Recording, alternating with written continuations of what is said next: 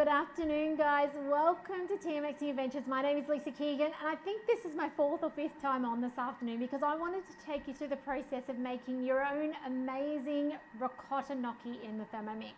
Now, the ricotta gnocchi is done. I'm ready to use it, and I'm excited to show you guys how to put it together in this quick tomato basil gnocchi. So, it does call though in this recipe to use a saucepan, and I don't know about you, but my track record with saucepans is not fantastic. The kind of the things that come to mind is boiling over, boiling dry, burning. So I much prefer to use my Thermomix. So black arrived today. Ooh, isn't it nice? But on the left we've got the white. Okay, they work the same. The insides are the same. It's just cosmetic difference. But what I've got happening over here is I've actually got water coming to the boil. I've got just under 2 litres of water, about 1.75, coming to the boil in there, and I've got the blade cover peeler in. And it's just coming up to boil on kettle mode. It's at 50 degrees, it's gonna take a while, but it means that when I get to the step here, the quick tomato and basil gnocchi step, where it says cook the pasta in boiling water for 2 minutes, I'll already have it sorted over here. So I'm going to show you today how to make this beautiful gnocchi in the Thermomix. Actually, not the gnocchi. I'm making the kind of the bake. It's kind of like a bake is how I could best do it, to best describe it. But I'm going to change it as I often do. So do say hi if you're watching on today as well. If you've got questions, do ask. And of course, I'm always here to support you to get more out of your Thermomix. So don't ever hesitate to reach out with your questions. Anything along the way, if you want to get a Thermomix in your kitchen. I love supporting my owners to get the very most out of their Thermomix. I love only being a phone call away when you get stuck or when you need support. So please don't ever hesitate to reach out. I do have a bucket load of flies in the house today too. I think the kids left the doors open. So, flies. Let's get started on this recipe. So we're going to go straight down and we're going to start the first step of the recipe. It's supposed to take 25 minutes, which is why I picked it this week, because this week is all about quick and easy Thermomix dinners. All right, so go check the other ones out.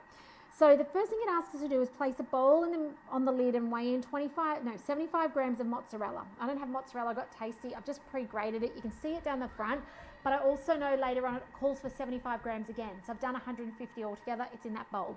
So set the bowl aside. It asks for some wholemeal bread. I'm going to skip that. The topping on my gnocchi is actually just going to be grated. It's just going to be melted cheese. Okay, so I'm kind of changing it up already.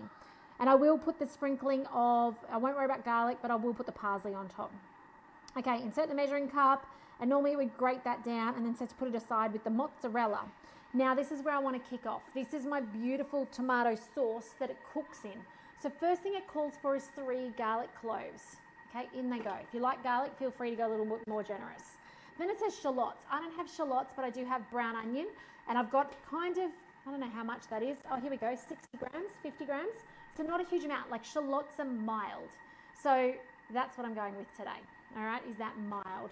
Now I'm gonna go next, 10 grams of olive oil. We need to cook it off in something. So I grab my olive oil, that's not olive oil. Let's try this one, and we'll cook that off. So those of you watching on today, what are you having for dinner tonight? Have you sorted out your menu for dinner? Anything exciting, or are we going out for dinner, or are we doing an easy one? Let us know. I'd love to know what you're making, and let's inspire each other. So now we're going to insert the measuring cup into the mixing bowl lid, and we're going to spin it up to chop it on speed 5 for 4 seconds. Oh, I love the chop of the Thermomix. How good is that? With the measuring cup still inserted, it's going to now cook off for 2 minutes at 100 degrees. Now, those of you who are very comfortable with your Thermomix already, you know this is your time to come up to the 3 dots and go to your, normally it says preview. Am I missing something, or it might be that I actually haven't yet? Yeah, I haven't finished the software updates on this new machine. So it hasn't got the preview button, but it does say I can do recipe details, and I can scroll down and get out what comes next. Now this is a beautiful vegetarian dinner, all right? And I actually picked it because I like to incorporate some vegetarian meals into our dinners. So hence the reason it's veggie tonight, okay? So we can see we need some passata next, some balsamic vinegar, some basil, some chili flakes, I'm skipping that, some sugar, and then we're going to cook it for 10 minutes. So that's what's coming next. So in your kitchen when you're cooking this, it's prep time. It's time to get those things out so that you're ready for the next step. So this will be done in a second, and it will take us back to where we're up to. So let's just go continue. I know some of you guys are waiting on your black Thermomixes. Haven't seen dispatches yet, but hopefully they're getting closer. Day by day, they must be, right? But I'd love to know, those of you with Thermomixes on your bench, what's your favorite thing to make? What do you make on rotation that you know you prefer, or maybe your family prefer, that's kind of your safe go-to? I've been thinking about this lately because since I've been coming live to you since March last year, we don't have a necessary go-to anymore. Like before that, the zucchini slice was on the rotation regularly. Quiche Lorraine, it's been ages since we made a quiche Lorraine now, and a zucchini slice. You know, the creamy salami fettuccine was always our go-to when we were having a late night, or a risotto, you know, late in the door, jump those ones on. Whereas now there's so much more variety with cookie dough and what we can do. So I'd love to know, do you have something that's always on your rotation? Say hi and put it in there later on. All right, here we go, we're done. Next. Okay, 750 grams of passata. Now I don't have necessarily passata. I have something that's kind of like a passata, I guess.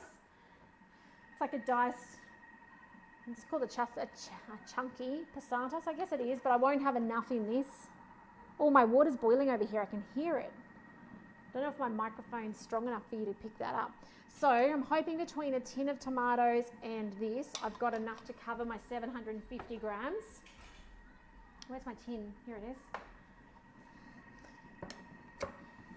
And this goes. I'm going to be a bit short. That's okay. Not a problem. Okay, next. I'm not one to open a new tin to be exact amounts, so don't feel like you've got to. Okay, some balsamic vinegar. It says 1.5 tablespoons. Now I've got a little tip for you here. 1 tablespoon is approximately 20 grams. So let's bring up the scales. Oh, these flies are driving me crazy. And we're going to go for, what did it say? It said 1.5, didn't it? So we're going to go for about 30 grams. And that will be about right. There you go. So a little tip as well. It doesn't work if you're doing oils and stuff. They're a bit heavier, so you're not as accurate. But by all means, if you're doing liquidy things like that, you're close enough to that. All right, some basil, half a teaspoon of basil, and we're just about done. I'm just guesstimating my basil as I do. Some chili, I'm going to skip that out, keep the kids happy. Next, this is just about ready. I reckon it's going to dingle at me in a second. It says some sugar. Sugar's to offset the bite in the tomatoes, the acidity in the tomato. So that's what that sugar's for. We've had a few discussions lately about whether you put that in food or not. Some salt. Oh, I really want to put my veggie stock in it. I'm going to put veggie stock on.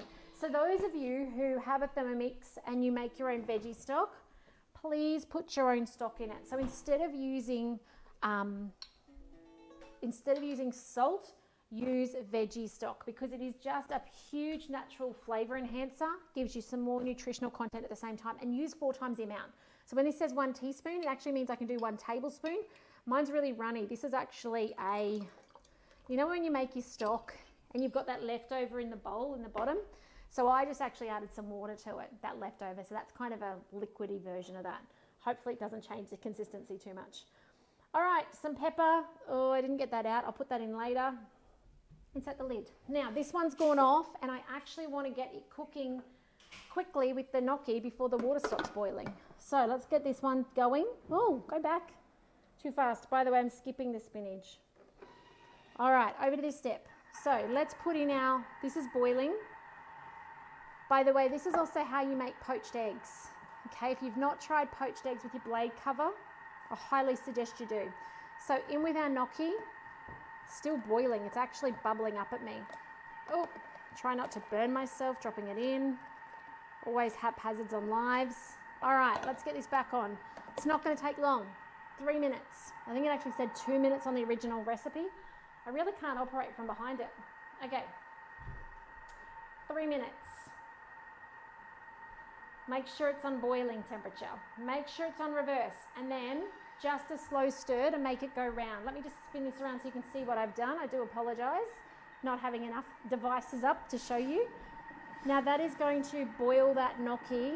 The blade, the peeler blade protect the what's it called? Blade cover. Peeler blade cover is going to protect those blades.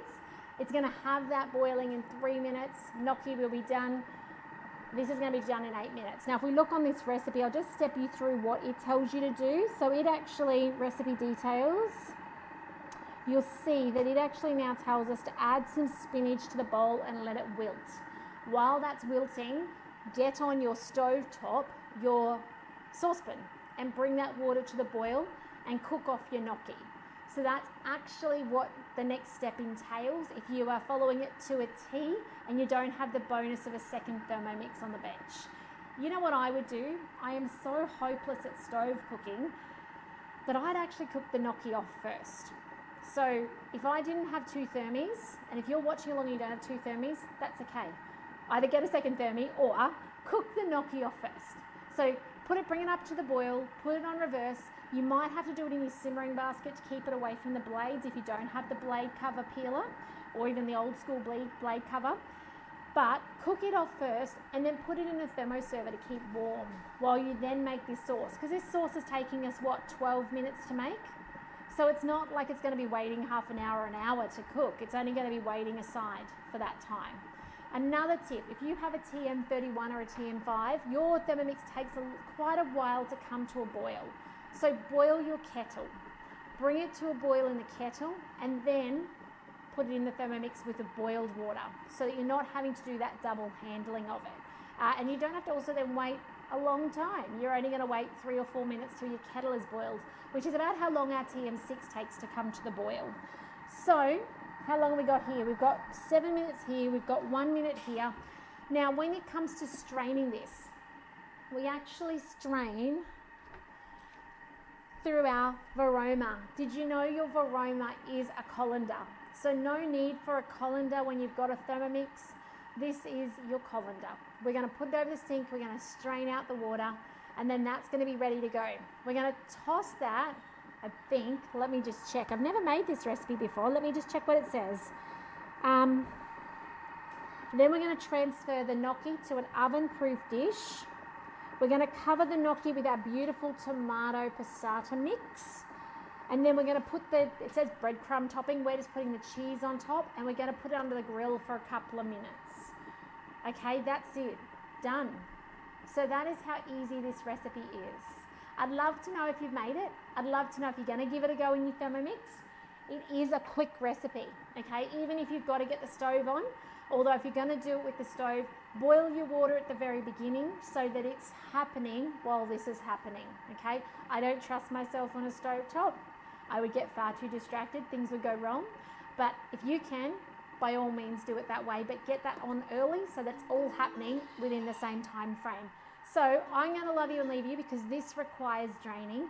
Let me know if I can support you with anything regarding your Thermomix.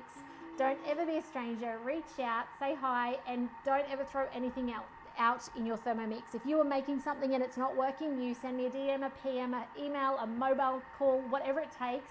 I'm here to make sure you get the very most out of your Thermomix, so please don't ever hesitate. All right, guys, I'm going to see you back here tomorrow afternoon for some more Thermomix cooking. Take care, and I'll see you then. Bye, guys.